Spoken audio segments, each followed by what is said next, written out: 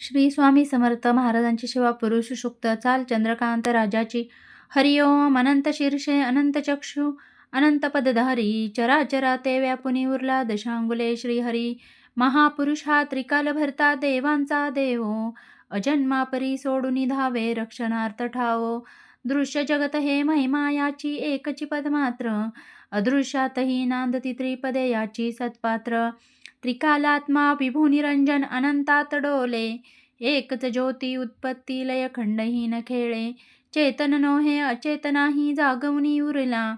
अविद्येत जे रमले त्यांना भासुनी ना दिसला. चराचर या निर्मुनितेने जीवही बनविले. नाना रूपे अस्ति इंद्रिय विश्वथोर नटले. पुढे विभूने यज्ञ मांडिला जीव हवी द्रव्य. वसंत झाला अज्ज ग्रीष्म तो इंधनही हव्य. शरसरारे हवी द्रव्य सा लोट लोटुनिया. याग झाला कल्पनावनी पुरुष सुक्त गाया. जीवही रमता यज्ञ साधनी देवसृजन झाले. सृष्टीवर्धना तसे रक्षणा ऋषी ज्ञानी सजले. देव ऋषींनी यज्ञ रक्षिता आज दधी सिंधू. आहा उसळले भाविक भक्ता भुलले हि बोंधू. अरण्यवासी पवनाहारी जीवैते सृजन.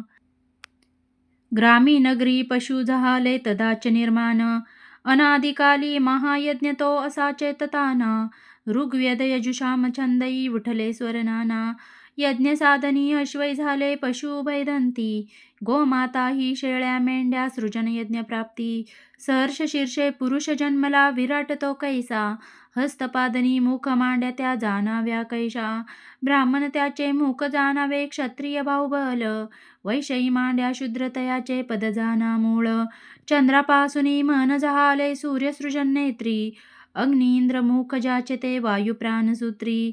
अंतरिक्ष ते नाभी ज्याचे शीर्ष हेच स्वर्ग. पदापासूनी भूमी माता दिशा कर्ण मार्ग. देव रंगले यज्ञ साधनी 21 समिदा. जीवसृष्टी ही विराट पुरुष हव्यच त्या छंदा. 12 महिने पंचऋतूंनी सप्तछंद परिधी.